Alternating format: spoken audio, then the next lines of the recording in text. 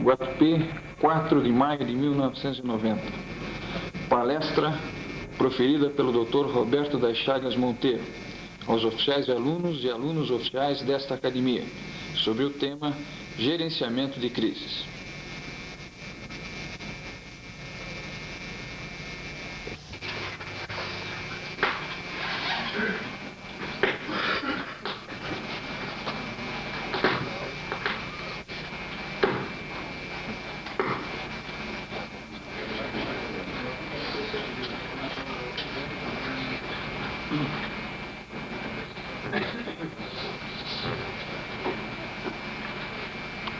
Senhor comandante, senhores integrantes do corpo docente desta academia, senhores alunos, senhores convidados, é para nós, da Polícia Federal, uma honra estarmos aqui presentes nesta academia para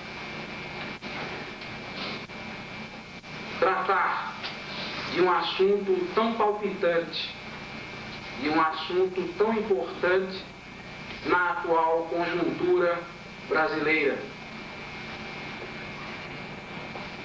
É também uma grande honra, principalmente porque esse tipo de trabalho soma-se à indispensável cooperação que deve existir entre todas as polícias brasileiras. Haja vista que os nossos objetivos são os mesmos e nada mais importante do que somarmos esforços através da cooperação. O gerenciamento de crises, como eu disse, é uma novidade no Brasil.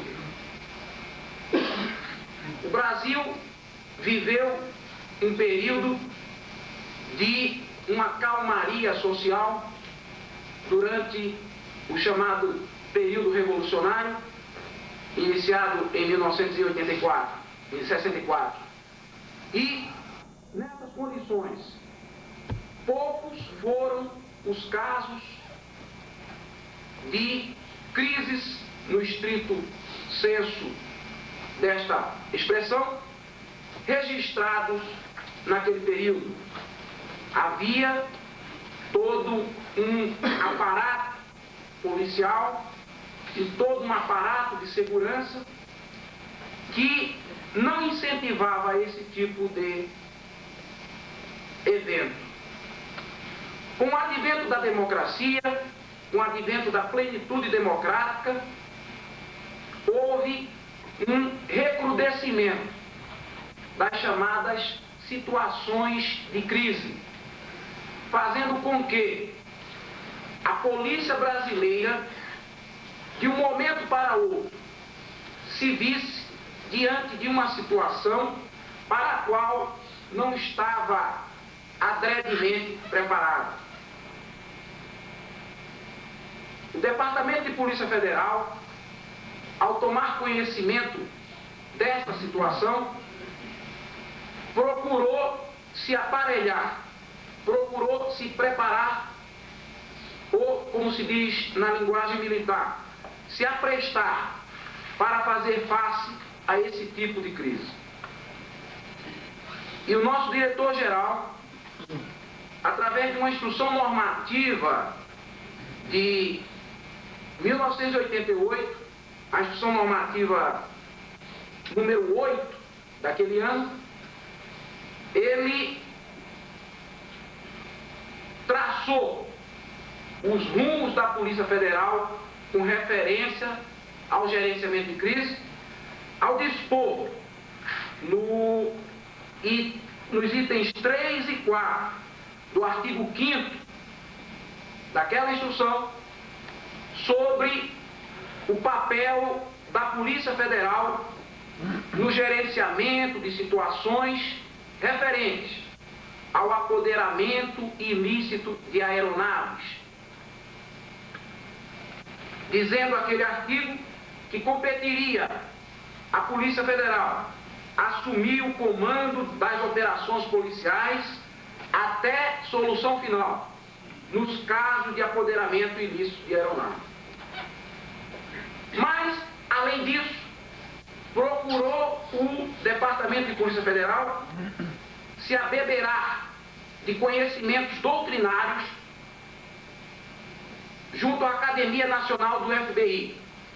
E quando para ali fui enviado, naquele mesmo ano de 1988, tive como uma das minhas missões estudar a disciplina denominada Gerenciamento de Crise, a fim de que, aqui voltando, pudesse repassá-la não só ao Departamento de Polícia Federal, mas também a outras organizações policiais. Porque, conforme veremos no transcurso dessa palestra, importa que haja no gerenciamento de crise uma uniformidade doutrinária, uma uniformidade de tratamento. É necessário que as polícias usem a mesma linguagem, que o gerenciamento de crises não seja uma torre de Babel, cada um com uma doutrina diferente, cada um com um jargão diferente, porque, se acontecer, só trará malefícios para uma exitosa solução das chamadas crises.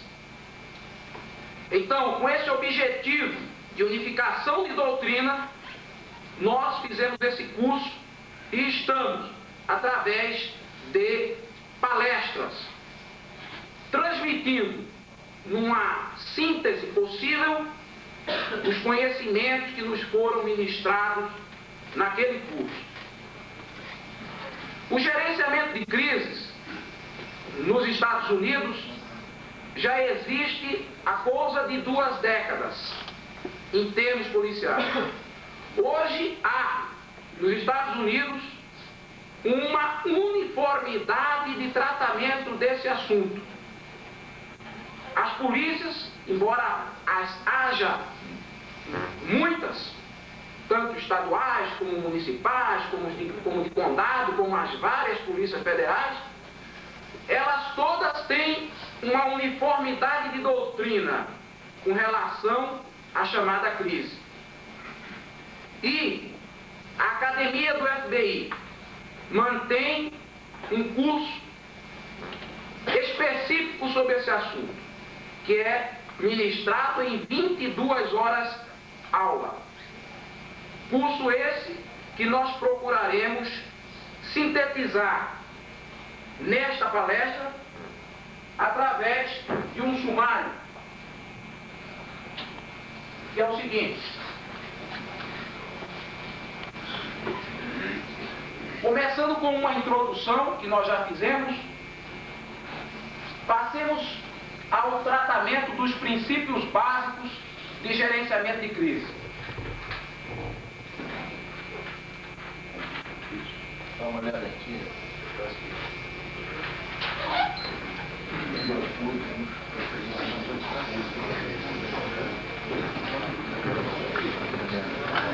No tratamento desse problema de gerenciamento de crises, é muito importante que, antes de começar propriamente o assunto, nós enfatizemos a necessidade de que o assunto deve ser tratado a nível policial de uma maneira profissional.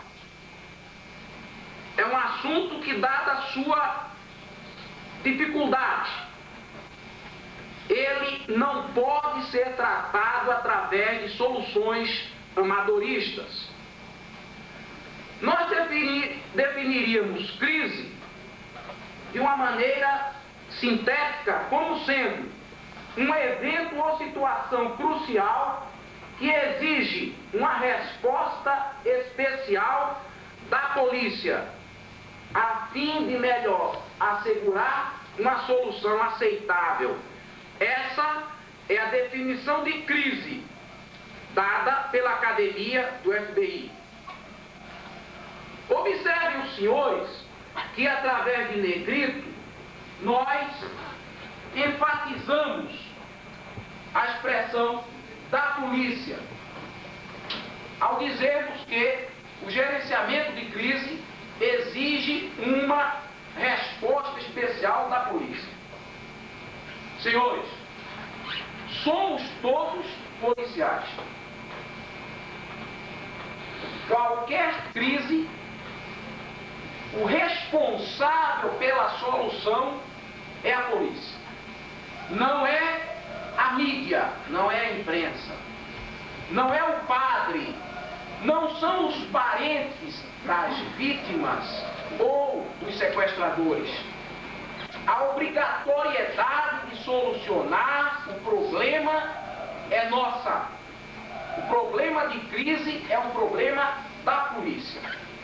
Não permitamos, pois, que outros solucionem um problema que é nosso. Façamos nós o nosso serviço. Dentro desse conceito, nós apresentaríamos umas características essenciais da chamada crise. A primeira delas é que a crise se caracteriza por uma compressão de tempo, uma urgência. Todo e qualquer evento crítico, dada a sua natureza, ele necessariamente põe o executivo de polícia e aqueles a ele subordinados numa situação de compressão de tempo. Num espaço muito curto de tempo, tem-se que decidir se negocia, se não se negocia, se atira ou se não se atira, se paga o resgate ou se não se paga o resgate, porque os causadores do evento crítico fazem exigências, e é da própria dinâmica do fato fazer com que o tempo seja um componente colocado em termos bastante exíguos para as tomadas de decisão. Então, a primeira característica de uma crise seria essa, seria a compressão de tempo ou urgência. A seguinte seria a ameaça de vida. Não há crise sem que haja ameaça de vida. Toda crise, ela se caracteriza por uma ameaça de vida dentro da doutrina. Até mesmo quando a própria vida em jogo é do causador do evento crítico, ainda aí nós teremos uma crise. Suponhamos, alguém sobe no alto de um edifício e quer se suicidar, está tentando suicidar. Esse elemento não está causando mal a ninguém. O único que está com a vida potencialmente em perigo é ele. Aí teremos um evento crítico, que há de ser gerenciado pela polícia. Então, a segunda característica do evento crítico é a ameaça de vida. A outra característica é que há uma necessidade de uma postura organizacional não rotineira. Os que somos policiais já há algum tempo, estamos acostumados a que a dinâmica policial se siga numa rotina, uma prisão em flagrante, uma ocorrência, um acidente de trânsito. Nós seguimos aquilo como que maquinalmente, acostumados que estamos àquelas rotinas de trabalho, mesmo quando há eventos mortos. Mas, quando ocorre uma situação de crise, imediatamente a organização policial se vê diante de uma situação não rotineira. Temos um banco onde houve um assalto e no desenlace desse assalto, nós tivemos aprisionamento de reféns. Os elementos estão com os reféns e estão fazendo determinadas exigências. Neste momento, o executivo de polícia ou qualquer policial está diante de uma situação não rotineira. Porque entre ele e o criminoso existem vidas inocentes em perigo. Mesmo que não existam essas vidas inocentes, exemplificando o caso típico que citei há pouco, do elemento que quer se suicidar. O papel da polícia aí é tentar salvar a vida dessa pessoa. Ela está, a polícia, diante de um evento não rotineiro. Não é todo dia que a gente vê pessoas se querendo se suicidar do alto de um edifício. A outra característica seria a necessidade de um planejamento analítico especial e a capacidade de implementação. Deflagrado o evento crítico, nós nos vemos diante de uma necessidade de analisar o evento. O que houve? Quantos reféns existem? Quantas pessoas envolvidas no evento, quantos bandidos, vamos usar a expressão, estão controlando? Que armas estão usando? Qual o tipo de objetivo, isto é, se eles estão dentro de um banco, se estão dentro de um navio, se estão dentro de um avião? Ou seja, há necessidade de toda uma análise do evento para se tomar a decisão. E essa análise, ela é enormemente prejudicada pela falta de informações.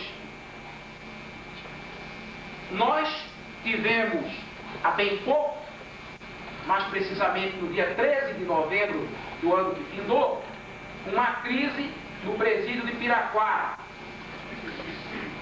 da qual vamos, vez por outra, nos reportar ao longo desta nossa conversa. E é possível que muitos, ou alguns dos que aqui estejam, tenham participado, direto ou indiretamente, daquele evento, do qual eu fui solicitado a presenciar como observador, como orientador, uma pessoa que conhece alguma coisa a respeito do assunto. E se alguns dos senhores se recordar daquele evento, vão lembrar que uma das grandes dificuldades nossas foi justamente a falta de informações. Até o final do evento, nós realmente não sabíamos quantas armas de fogo tinham os elementos. Isso só para citar um exemplo. E qualquer crise, a coisa tem essa conotação. Esse planejamento, ele precisa de informações. Vou usar franco atirador? Vou usar a SWAT? Vou negociar? Eles estão armados realmente com aquelas armas que dizem possuir? Há alguém ferido já?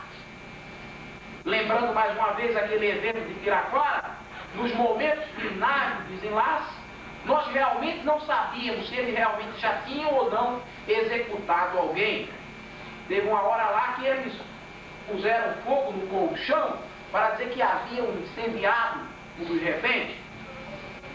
Então, esse planejamento analítico do evento é enormemente prejudicado pela falta de informações. É também prejudicado pela mídia, que sempre se faz presente nesse tipo de caso. A presença da mídia num evento dessa natureza, causa um constrangimento natural entre os policiais.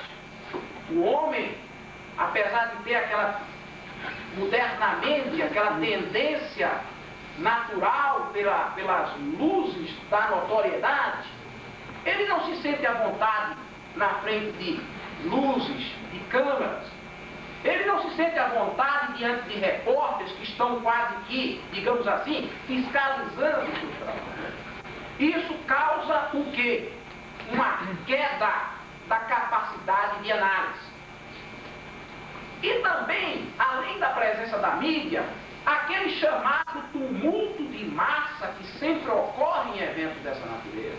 São os curiosos, são os familiares dos envolvidos, toda uma gama de pessoas que se dirige para aquele chamado ponto crítico e que só contribui para dificultar esse planejamento analítico especial que aquele evento exige. E além disso, há uma necessidade de fazer esse planejamento e de implementá-lo. E essa implementação, ela vai depender muito, aí a importância do que nós estamos fazendo, vai depender muito de existir, atrás do homem responsável por aquele gerenciamento, uma doutrina. Por que é que nós, policiais, ao pararmos um bandido na rua, agimos com a maior tranquilidade? Porque temos atrás de nós uma doutrina que diz: arma na mão, manda o elemento botar as mãos numa parede, se houver nas proximidades, abre as pernas, dá uma geral. A maneira de fazer, o método está respaldado numa doutrina. Então, pode haver incidentes, mas esses incidentes são naturais de qualquer profissão. Contudo, nós temos atrás de nós uma doutrina que nos ensina, pelo menos uma teoria, a dizer, a saber quais os passos a serem tomados naquela situação. No caso de uma crise, a existência de uma doutrina facilitará enormemente as tomadas de decisões e os passos a serem seguidos pelo responsável pelo gerenciamento daquele evento crítico. Então, o policial que está tranquilo na sua rotina e repentinamente recebe uma notícia de que um banco está sendo assaltado, de que há reféns, ele tem uma doutrina que lhe ensina que medidas deve tomar de imediato, ele com toda certeza terá muito maior probabilidade de acerto nas suas decisões do que um outro policial que não possua atrás de si esse respaldo doutrinário. E, finalmente, há uma necessidade, nessas situações críticas, de umas considerações legais especiais.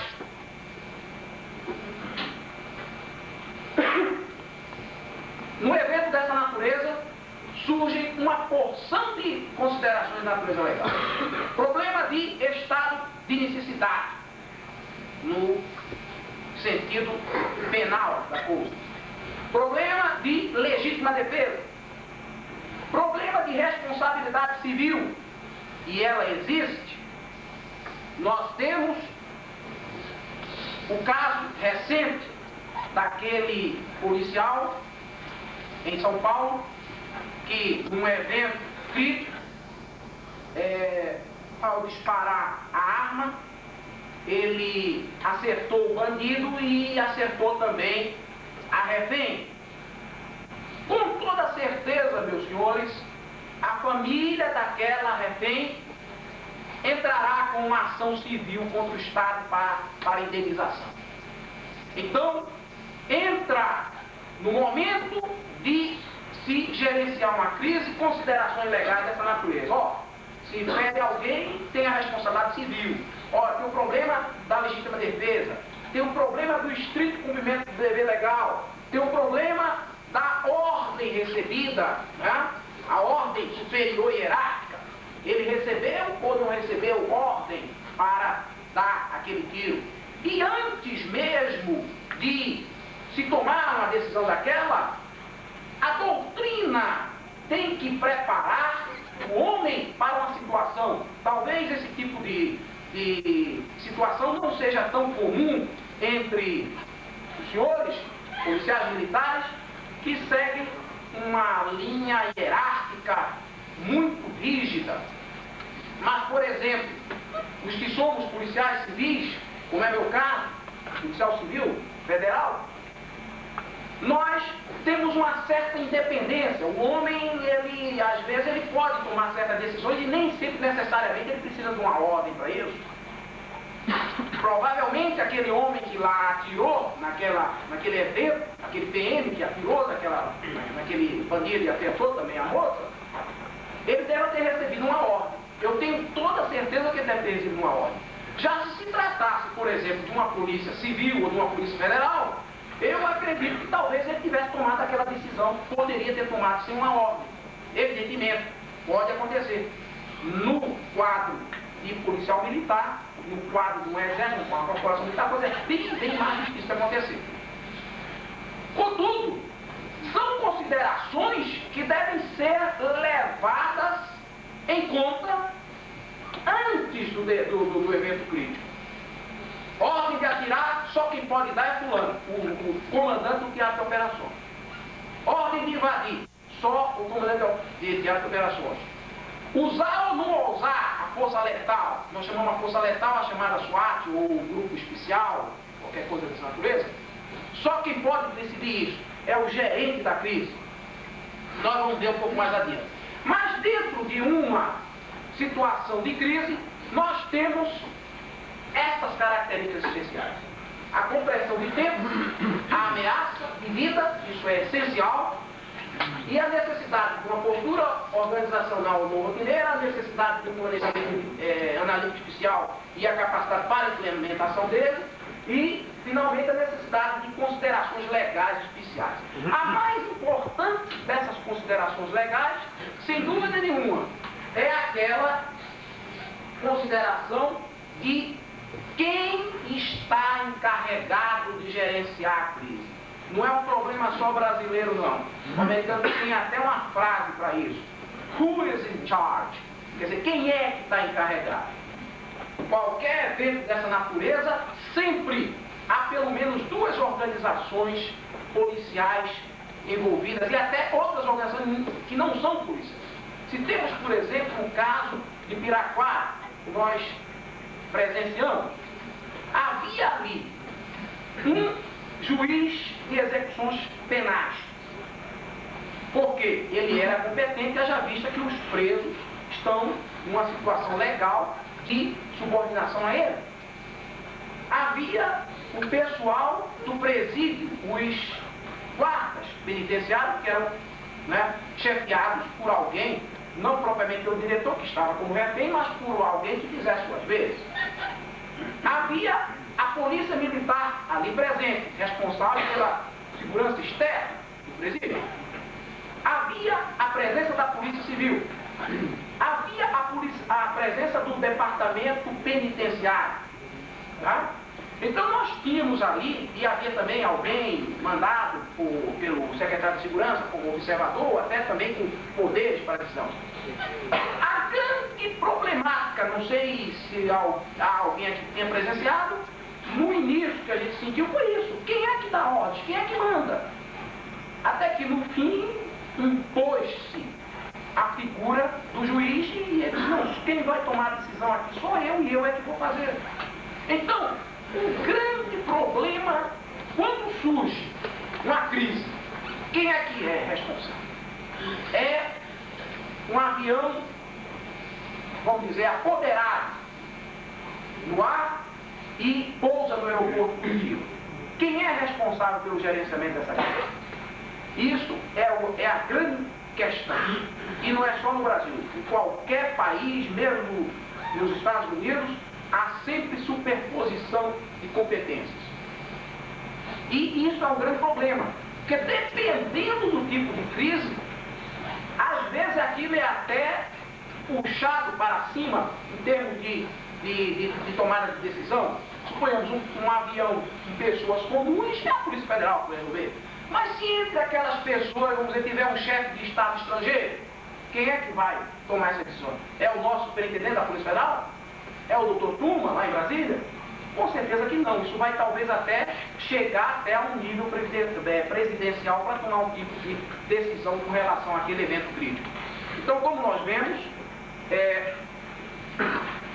uma das considerações legais mais importantes é essa sobre quem está encarregado. Então nós vamos passar agora ao que seja crise. O conceito de crise nós vimos as suas características essenciais e vamos ver os objetivos. Mas antes definamos o que seja gerenciamento de crise. Definimos crise. Agora, o que seria o gerenciamento de crise? É o processo de identificar, obter e aplicar os recursos necessários à antecipação, prevenção e resolução de uma crise. Os senhores podem ficar tranquilos com referência a anotações, porque eu vou, ao final dessa palestra, colocar as transparências à disposição do comando para xerocopiá-las e distribuir para os senhores, de modo que não há necessidade de fazer anotações do conteúdo das transparências. Vejam bem, o trabalho do gerenciamento de crises, ele não é apenas gerenciar o problema na hora, mas é, antes de tudo, a antecipação e prevenção. Ao fazermos um tipo de trabalho como nós estamos fazendo agora, nós estamos nessa chamada fase de pré-confrontação, como nós vamos ver mais adiante. Estamos fazendo um trabalho de prevenção. Nós estamos já gerenciando crises, na chamada pré-confrontação. E aqui nós teríamos uma descrição do que seria o gerenciamento de crise. É um processo racional e analítico de resolver problemas baseado em probabilidades. Trata-se de uma ciência que deve lidar sob uma tremenda compressão de tempo com os mais complexos problemas sociais, econômicos, políticos, ideológicos e psicológicos da humanidade, nos momentos mais perigosos de sua evolução, isto é, quando eles se manifestam em termos destrutivos. Vejam bem, qualquer pessoa tem seus problemas. O maluco lá que tem seus problemas domésticos, seus problemas existenciais. O problema dele não nos interessa, nem interessa ao gerenciamento de crise. Até o momento em que aqueles problemas se manifestam de uma forma destrutiva. No momento em que ele sobe lá no edifício para querer se atirar embaixo, esse homem passou a ser protagonista de uma situação de gerenciamento de crise. Então aquele problema psicológico passou, naquele momento em que aquele problema passou a ter aquela potencialidade destrutiva, é justamente no momento em que esse elemento passa a participar do universo do gerenciamento de crise. E isso qualquer problema, problema social, elemento pobre, sem comida, sem isso, sem aquilo, resolve invadir uma terra, tudo bem, até aí não é problema de gerenciamento de crise. No momento em que ele, além de invadir a terra lá, ele usa alguém como refém para obter uma determinada exigência do governo, aquilo está se manifestando de uma forma destrutiva. Passa a integrar o universo do gerenciamento de crise.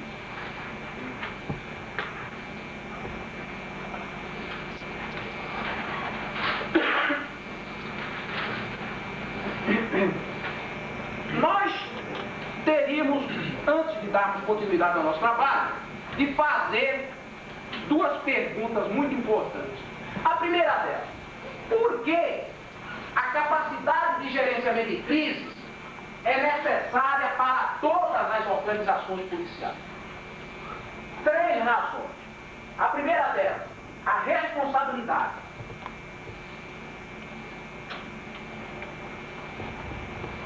Nós somos policiais e nós temos uma responsabilidade civil no exercício da nossa função.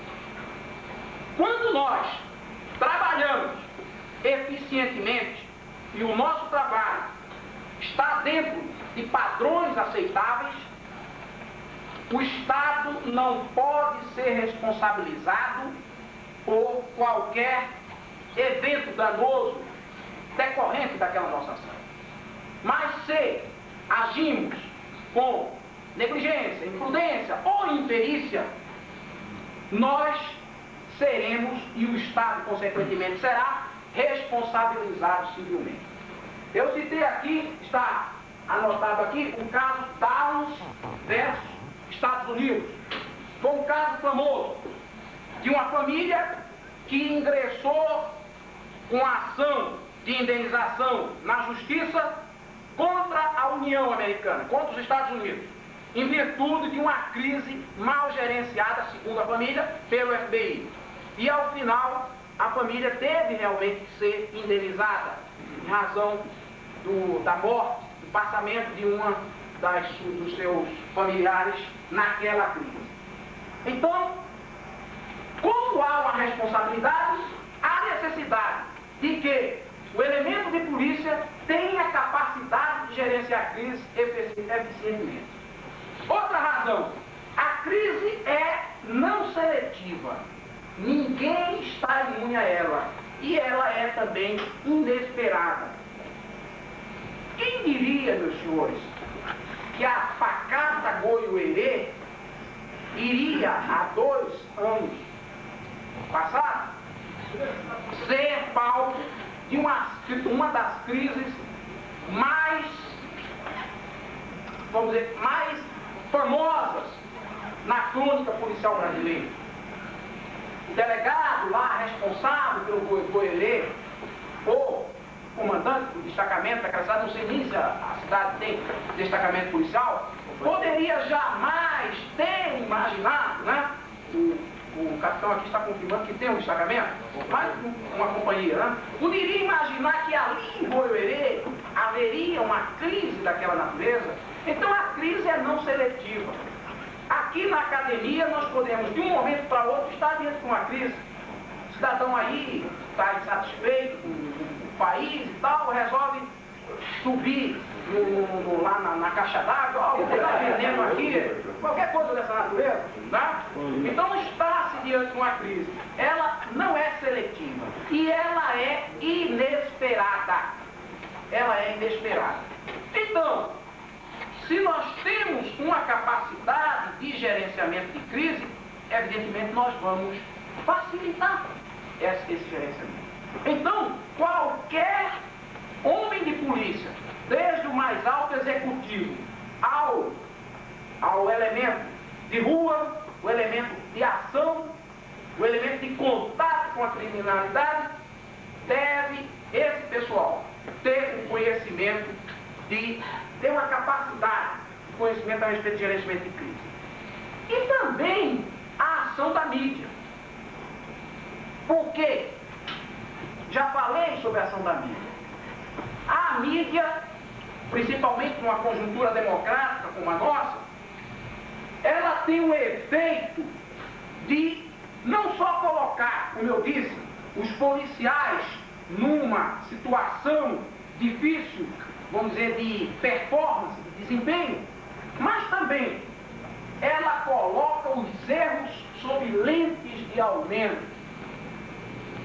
Aquele evento de São Paulo, em que morreu a moça, em que falei há pouco, ele não teria a repercussão que está tendo, não fosse a ação da mídia, não estivesse a mídia ali presente.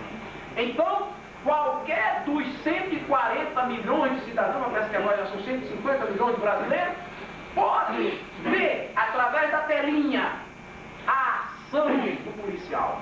Aquilo é examinado com replay, com slow motion e tudo mais, e se pode, no momento de frieza, de tranquilidade de um gabinete, se analisar uma ação que nós sabemos foi deflagrada em questão de segundos e muitas vezes não se teve nem muito tempo para se decidir. Então, essa ação da mídia, nas conjunturas como a nossa, democrática, faz com que haja uma necessidade ainda maior de estarmos preparados para gerenciar esses eventos. E uma outra pergunta aqui. Por que o gerenciamento de crise exige estudos e treinamentos especiais? Primeiro, as características da crise causam estresse. Nós que participamos daquele evento, nós vimos como as pessoas que estavam no posto de comando, no PC, estavam nervosas, estressadas. E que um dos elementos, a certa altura do evento, já quando a coisa já estava quase se decidindo, o evento caiu num choro. Descontrolou-se completamente. Desestabilizou-se emocionalmente. Resultado do quê? O estresse. Então, causa estresse. O estresse reduz a capacidade de desempenho. Quem não nos diz que aquele policial, se ele tivesse em condições normais, né, de seu equilíbrio psicológico, talvez sequer tivesse dado aquele tiro, né? Ou se ele tivesse dado, não tivesse feito com mais precisão. Então o estresse reduz a capacidade de desempenho, não só no homem de ação, mas também no homem de decisão. Quem decidiu tomar aquela atitude, né, decidiu sob estresse. Depois, o gerenciamento de crises é uma complexa tarefa de resolução de problemas. Estamos a todo momento resolvendo problemas. Entrega-se ou não se entrega o armamento que está sendo pedido pelos bandidos? Troca-se ou não se troca refém? Oferece-se ou não se oferece a viatura que ele está pedindo? Transige-se ou não se transige? Usa-se ou não se usa a força letal? Então, a todo momento, estamos tomando decisões. E, finalmente, os resultados da incompetência profissional podem ser imediatos numa crise.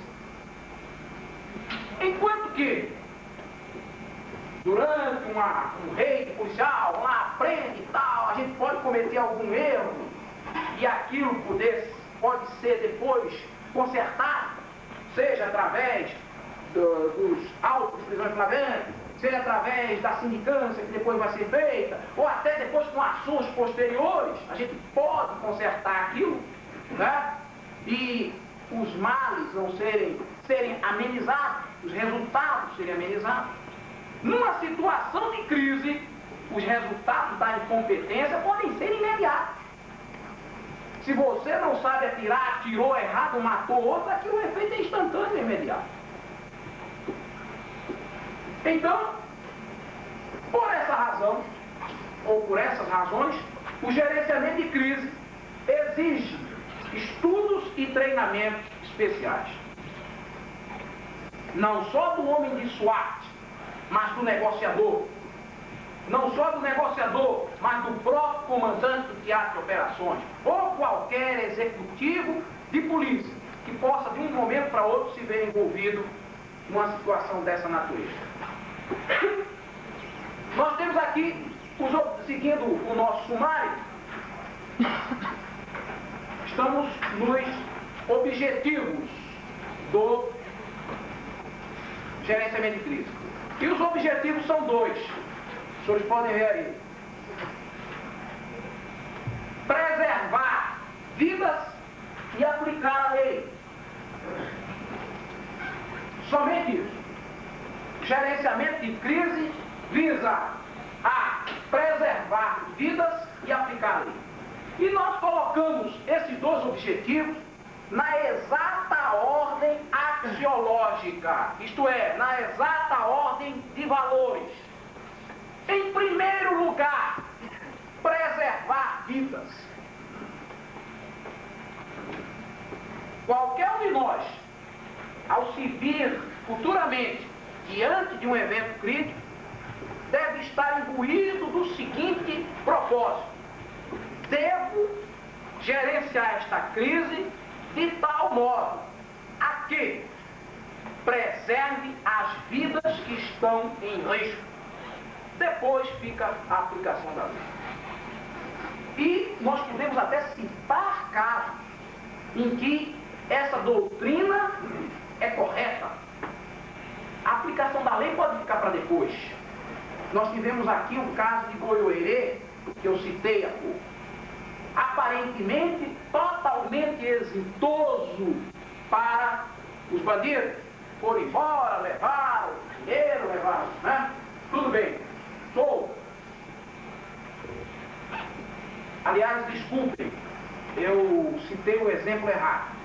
O exemplo que eu quero citar é um outro também ocorrido no Paraná, um assalto que houve ao Banco do Estado do Paraná em Londrina, se não me engano, no mesmo ano do sequestro de Goiôerê. Ali nós tivemos uma crise em que, ao final, os bandidos saíram inteiramente vitoriosos. E até nós, policiais, levamos uma malhação. E a Polícia Federal que esteve lá também, na hora, ficou lá para olhar. Senhores, todas as vidas foram preservadas. E o que é que aconteceu 2 ou 3 meses depois? Todos os bandidos foram presos. Então, ao se seguir essa ordem axiológica, primeiro se preservar a vida, depois se aplicar a lei, nós estamos inteiramente de acordo com os axiomas morais de uma sociedade cristã ocidental como a nossa. Deixe-se a aplicação da lei para depois. Vamos, em primeiro lugar, preservar a vida. O próximo tópico a nós, da nossa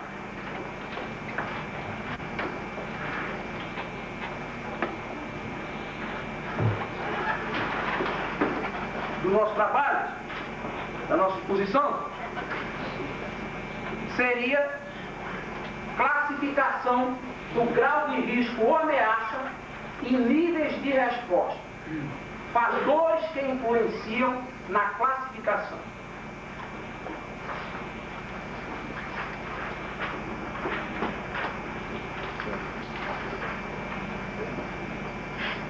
As crises podem ser classificadas das mais diversas maneiras. Nós temos aqui uma classificação que é do FBI. Crise de primeiro grau, chamada crise de alto risco. Crise de segundo grau, chamada de altíssimo risco. De terceiro grau, a chamada ameaça extraordinária. E de quarto grau, a chamada ameaça exótica. Essa classificação pode parecer, inicialmente, como de objetivo meramente didático.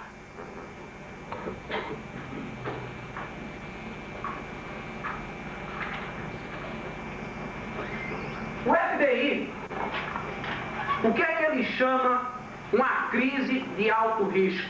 Ele dá um exemplo. Um assaltante de banco com uma pistola, sem reféns. Isso aí seria uma crise de alto risco.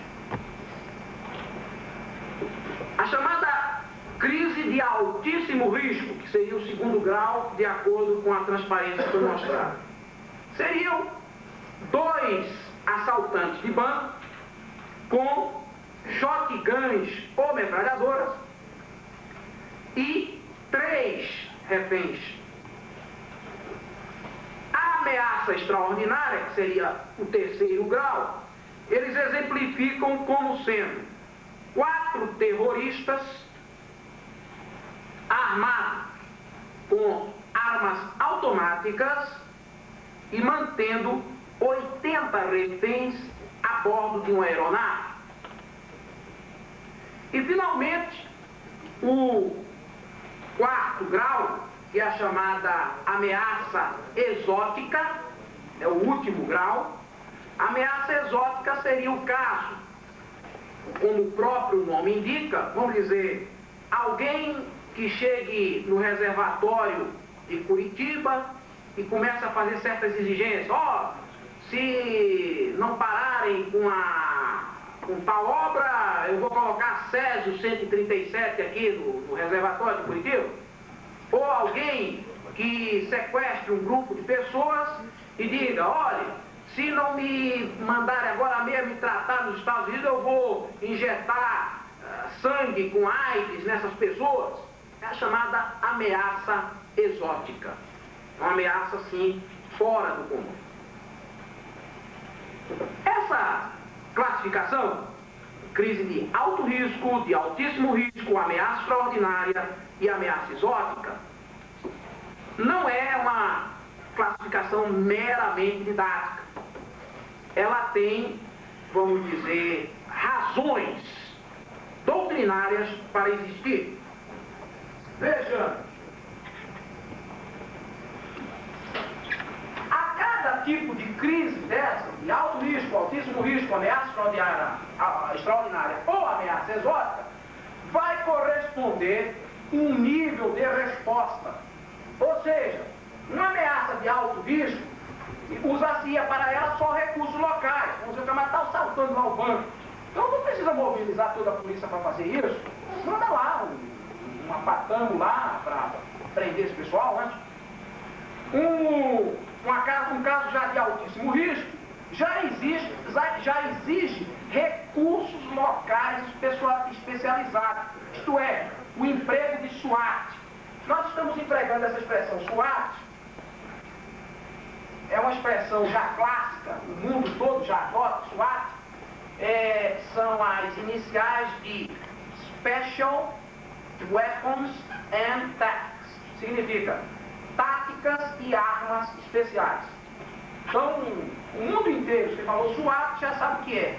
É um grupo treinado, nós vamos falar especificamente sobre isso mais adiante, para, vamos dizer, usar em choque, em situações de crise, para invasão, uso também de atiradores de elite. Nós vamos falar detalhadamente sobre a SWAT mais adiante. Então, uma crise de altíssimo risco, certo? Onde já há reféns, já tem necessariamente que haver um emprego de SWAT. Uma crise, uma ameaça extraordinária, precisaria desses recursos locais especializados e mais o recurso do QG, quer dizer, recursos que vêm de fora, recursos mais sérios, mais elevados. E, finalmente, uma ameaça exótica precisaria de todos esses recursos do nível 3 e mais os chamados recursos exógenos. Veja bem, o camarada está querendo botar Césio 137 lá na água de Curitiba. Tem que se arranjar alguém da Comissão Nacional de Energia Nuclear para orientar. Opa, esse negócio aí é Césio mesmo, troço é amarelo, será que é ou não é? Olha, a quantidade que ele tem, que extensão de dano pode causar. Quer dizer, o gerenciador de uma crise dessa natureza não pode prescindir da colaboração desses chamados recursos exógenos, recursos especializados, ou alguém com alguma bactéria especial e tal, também tem que chamar um bacteriologista, uma pessoa que seja conhecedor profundo desse assunto para orientar as tomadas de decisões. E como é que nós fazemos essa classificação? Vejam bem, aquela crise que nós tivemos aqui com os protagonistas, se a gente usasse essa metodologia de classificação, o que seria o problema de Piraquara? Nós tínhamos 8 elementos, 8 presos, segundo estavam 2 com revólveres, os demais armados de estiletes, mantinham cerca de 50 pessoas presas, entre elas o diretor e o vice-diretor da prisão. O que é que nós teríamos? Nós tínhamos uma crise entre o altíssimo risco e a ameaça extraordinária. Quase uma ameaça extraordinária e mais do que um altíssimo risco. Para fazer face a isso, foi necessário recursos locais especializados, SWAT. A PM mandou o seu grupo especializado para lá. E se aqui levou isso um pouco mais, em termos de gravidade, precisaria recurso de QG. Eu acho que até se chegou a certo momento, teve até gente da alta, chegou provavelmente do comando da PM, mas o coronel Caiuta, que é de uma certa hierarquia, já chegou a participar. Então a crise que ficou quase como uma ameaça extraordinária. Nós, como é que classificamos uma crise? O que é que nos leva a fazer essa classificação? Já vimos por que nós classificamos. E dependendo da crise, vai haver um nível de resposta. Essa classificação, ela vai depender de uma coisa denominada elementos essenciais de informação. Ao se tomar conhecimento do evento crítico, nós precisamos classificar. E essa classificação vai depender de quê? Vai depender desses elementos essenciais de informação que nós vamos colocar aqui numa mnemônica. Seria GROA. Esses são os elementos essenciais de informação para a classificação do evento crítico. Ou seja, os bandidos, os reféns, o objetivo, isto é, o local, né, onde está sendo desenrolado, se é um avião, se é um banco, se é uma fortaleza, como foi no caso que nós tivemos aqui, e as armas. Os americanos usam um mnemônico semelhante, que eles chamam de show. Iniciais de subjects, que são os bandidos, hostage, que seriam os reféns, o objective, que seria o objetivo, e o weapons, que seriam as armas. Como esses elementos essenciais de informação influenciam na classificação? Os bandidos. Vai se verificar, primeiro, quem são os elementos? É bandido, é marinheiro de primeira viagem? É bandido que sabe lidar bem com arma? É bandido que tem, por exemplo, 150 anos de prisão, de condenação, e já sabe que vai para a cadeia de todo jeito, vai morrer lá? É bandido. A motivação desse bandido é um assalto meramente por objetivo econômico? Ou é um assalto por motivação política? Quer dizer, dependendo da motivação, dependendo do preparo, dependendo dos antecedentes dos bandidos, nós vamos ter uma classificação.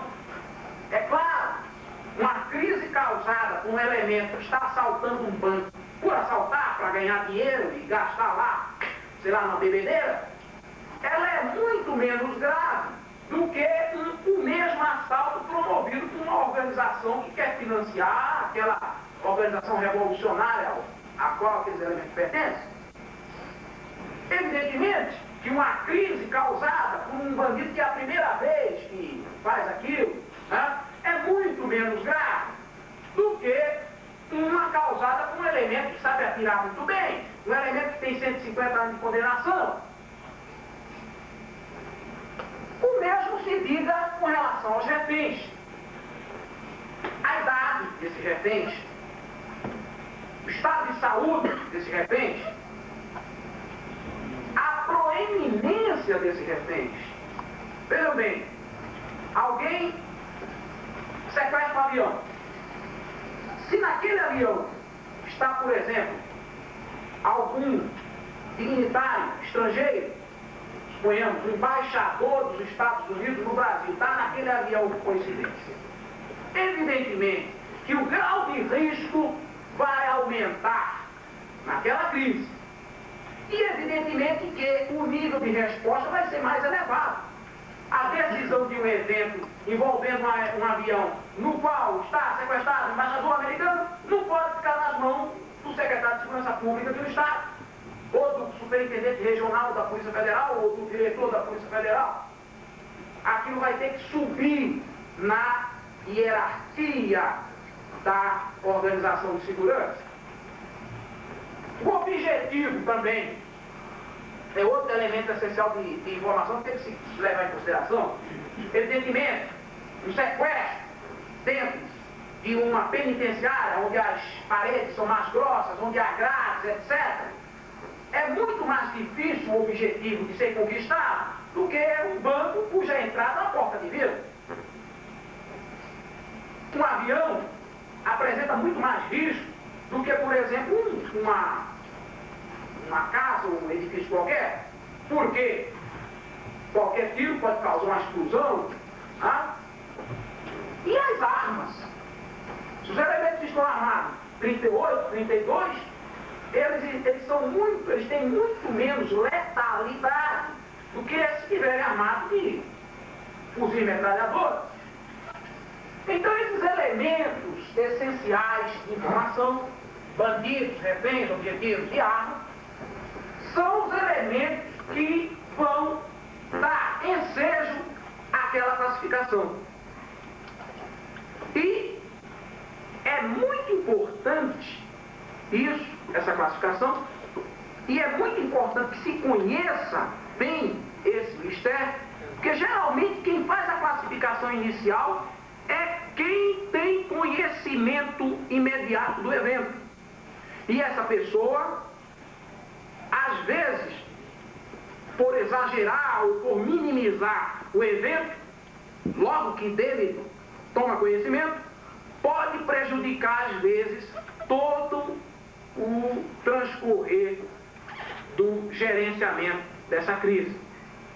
Então, o elemento, ele enfrenta, ao classificar uma crise, inicialmente, a dificuldade de informações. Quem são esses bandidos? Os reféns. O objetivo, às vezes, já dá para ele. Olha, é um avião, tudo bem, todo mundo sabe que é um avião. Mas as armas que eles estão, será que eles estão realmente com revólver? Eu lembro que naquele evento de Piraquara, até o final nós não tínhamos certeza se eles tinham realmente os 2 revólveres que realmente alegavam ter. Né? Inclusive até nós fazíamos um exercício de lógica. Estão pedindo 8 armas, eles são 8. Então não devem estar com nenhum revólver, devem estar todos com estiletes. E não tínhamos condições de confirmar isso. Outra coisa que nos levou a fortalecer essa convicção foi o quê? Foi que quando a gente diz, temos o primeiro carro, agora solta as mulheres, eles não queriam soltar ninguém. Outro motivo, se eles não querem soltar ninguém é porque não quer que o pessoal passe para cá a informação de que eles estão desarmados. Quer dizer, mas tudo aquilo é conjectura. Há uma probabilidade de acerto, mas também há uma probabilidade de erro. Então, a grande dificuldade que a pessoa que toma conhecimento de uma crise, ela tem, é justamente de classificar. E essa classificação é importantíssima para que as medidas sejam tomadas com a devida celeridade e que as pessoas que devam ser responsáveis pelo gerenciamento da crise tomem o quanto antes conhecimento daquilo e já possam tomar medidas para a solução desses eventos.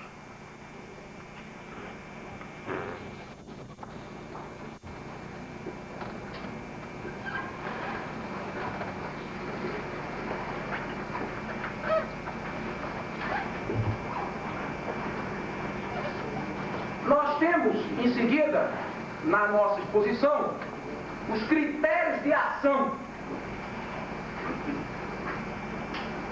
Ocorrida a crise, o que é que nós devemos fazer? Eu sou chefe de um pequeno destacamento, ou eu sou delegado de uma pequena cidade e ocorreu uma crise. Tocou o telefone, ou às vezes nem o telefone, porque não tem, chegou o soldado e disse, olha, houve isso. Quais são as primeiras medidas a se tomar? Conter, isolar e negociar.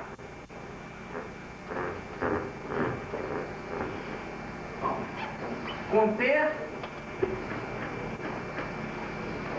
isolar e negociar.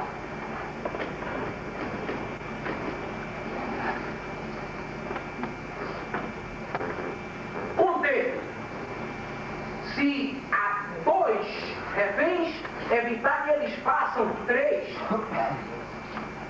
Se há, vamos dizer, uma sala que foi tomada por eles, evitar que se torne 2. Ou seja, um ponto crítico, o evento crítico deve ser contido, evitar que se alastre. Deve ser isolado. Nós vamos tratar mais adiante, vamos tratarmos dos perímetros táticos. Aquilo ali deve ser isolado. Nada de ficar aquele tumulto de gente em cima do local. O local deve ser isolado.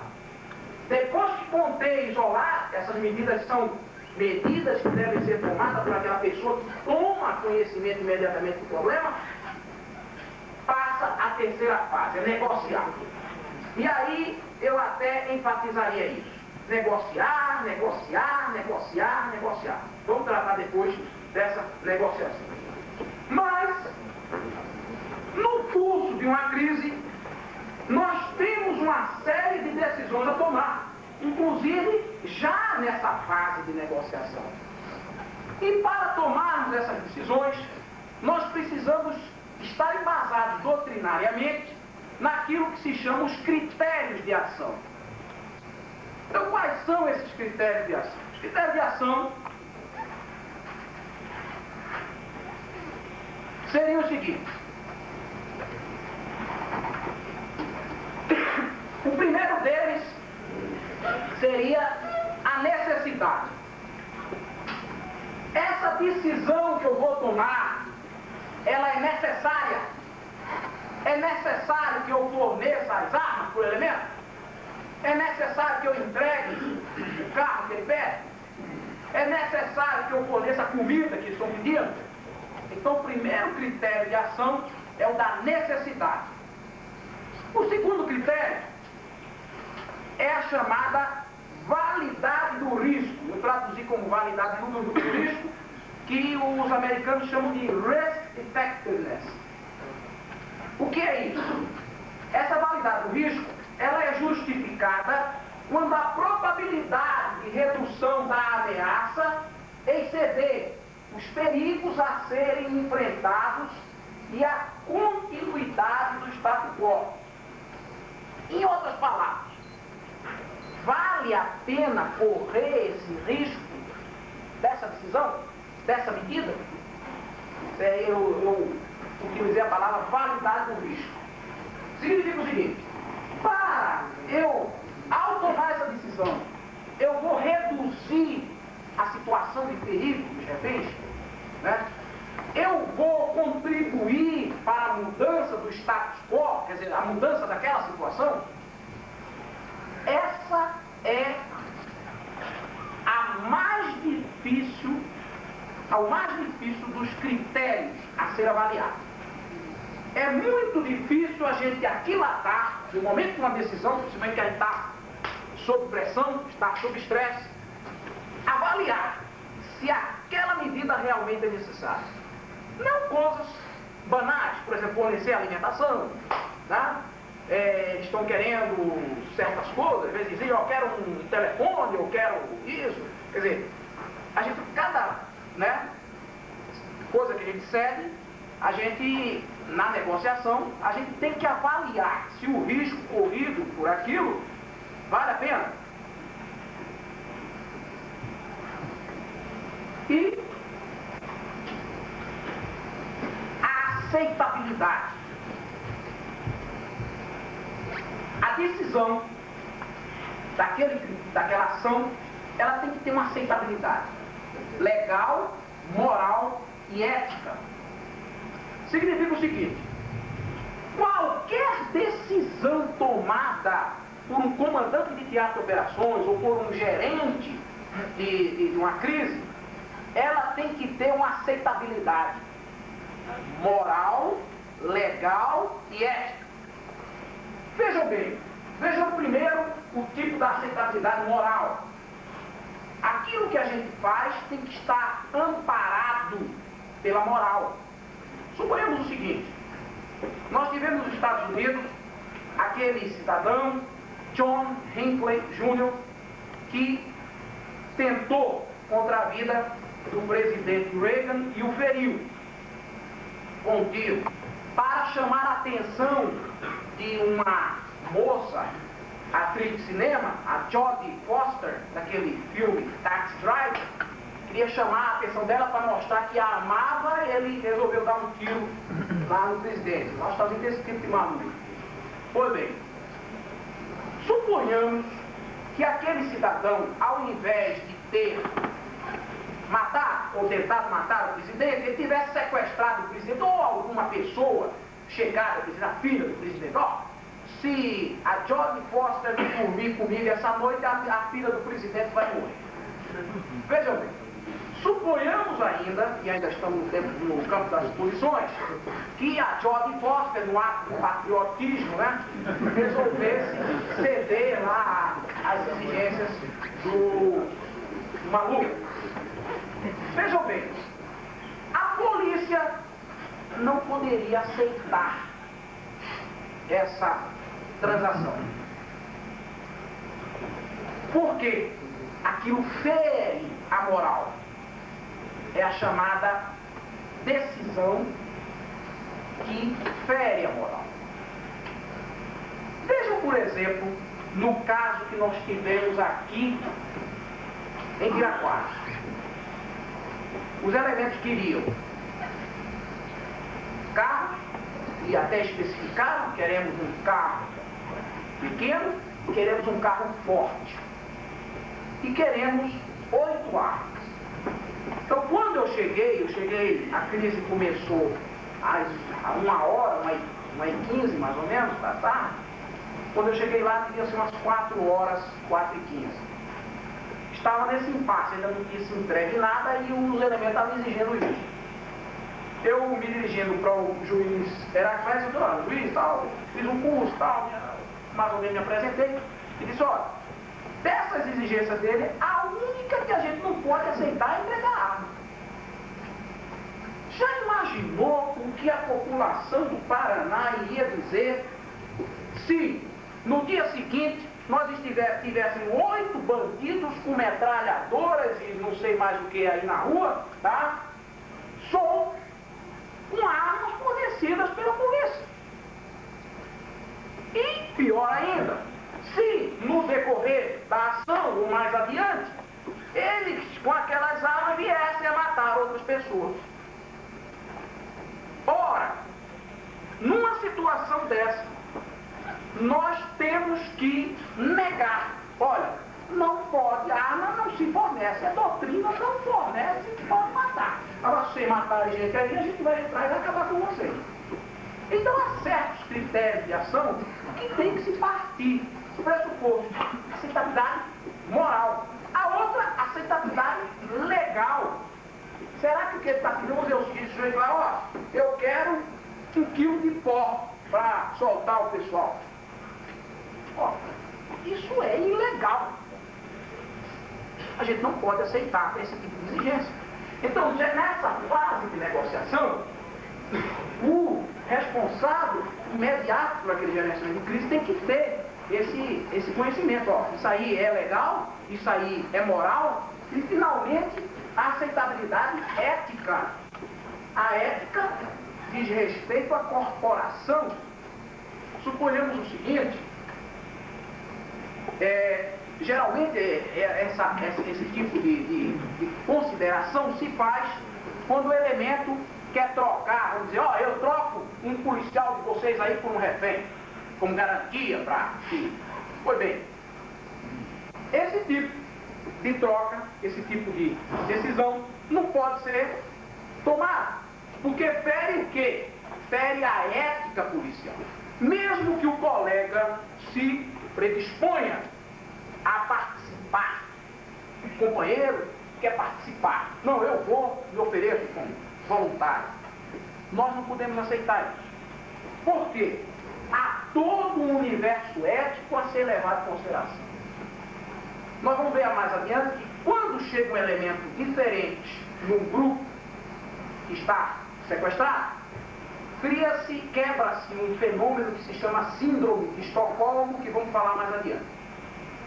Então o elemento os bandidos já vão começar a tratar aquele nosso homem de uma maneira assim de desconfiança.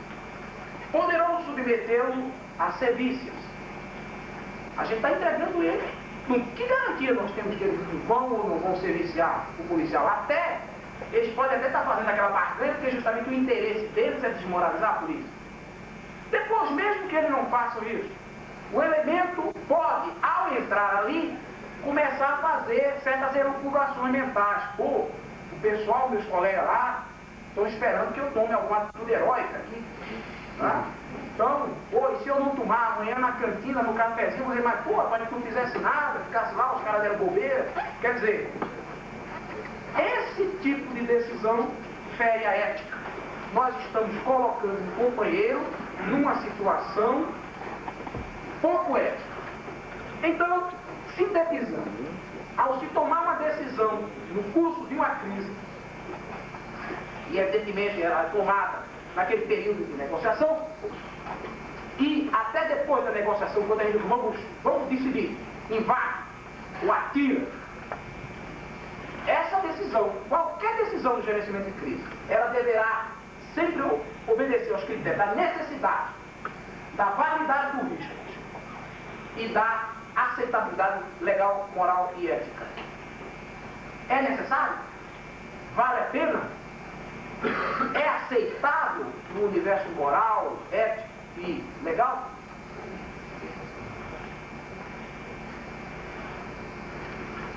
Passados os critérios de ação, vejamos os elementos operacionais essenciais. Nós vamos, logo após mostrar esses elementos, fazer um intervalo de 15 minutos. Nós temos como elementos operacionais essenciais os chamados componentes logísticos de uma crise. Esses aí. Uma crise tem necessariamente, essencialmente, os negociadores, os elementos táticos, os elementos técnicos, os investigativos, os de apoio, os de patrulha, os gerenciais, a SWAT, né? São os grupos de operações especiais, e os elementos de informação. Todo esse universo subordinado a um homem que se chama comandante do teatro de operações, que não deve ser confundido com o gerente da crise. O gerente da crise pode ser até o presidente da República, dependendo do nível e do nível da crise, do nível de resposta e do grau de risco da crise. Mas o homem de campo que é responsável ali é o comandante da operação. E a ele estão subordinados os negociadores, que não se confundem com os elementos de SWAT, nem se confundem com a pessoa dele. Nós vamos ver depois, quando tratarmos especificamente dos negociadores, que o comandante do teatro de operações não pode ser negociador. Foi um dos erros que a gente cometeu aqui naquele evento de Piraquara. O juiz Heracles, que era, ao final, foi o gerente máximo da crise, o comandante do TO ali foi ele, tá? Ele se passou por negociador, tá? Falou, Polaquinho, não sei o que, tal. Chegou até no final, quando o Polaquinho queria arma e que o carro desviado, vamos matar o primeiro. Ele já xingou o Polaquinho, ficou logo com raiva lá, mas isso não pode acontecer. Negociador é um grupo inteiramente especializado nesse assunto. É o homem da negociação, e é polícia. Ninguém pensa que o negociador tem que ser um psicólogo, tem que ser um padre, uma freira. O negociador é um policial treinado para ser negociador. Os elementos básicos, né? Como é que vai se fazer? Tem que ter um pessoal especializado. Ó, isso aqui, o adequado é usar franco atirador, o adequado é usar tática de campo, vamos dizer, fornece a viatura e a gente pega ele lá fora, que se for entrar aí vai morrer muita gente, etc. Elementos técnicos, como eu falei, às vezes precisa, olha, o elemento está aí, dizendo que está com 137, então tem que trazer um técnico nesse assunto. Está com bomba, tem que trazer um técnico no assunto para que dê assessoria. Ele fica subordinado técnico ao comandante TO. Elementos investigativos. Ó, fulano, vai ver se esse camarada que está dizendo aí é aquele fulaninho mesmo.